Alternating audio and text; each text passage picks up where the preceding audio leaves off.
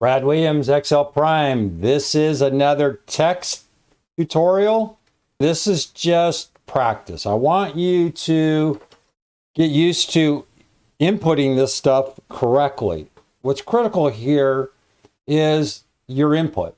The text is just standard stuff. You know how to do this now. We want to be able to convert this over. We have a date here. We want to convert this over to this. We want to see this output to show up as the date is Thursday, March 29th. This is the only thing handed to you. Convert this over. You know you can use the text function. You want to start the prefix with whatever you want. In this case, this is standard. The output is going to be your format, and this is the format. We want to see it in this format, and that will be the outcome. We want to see it like this. It's going to show up exactly as shown here in the formats. We have 22 March 29. This should be YY, because March 29th, the Europeans, they're going to look at you going, well, what are you trying to do, Americans?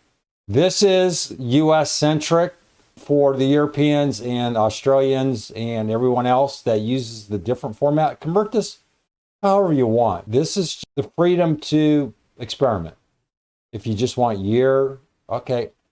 This is all about the proper format. If you screw up and you forget the and sign, and you have to go back in here and look to see where you screwed up.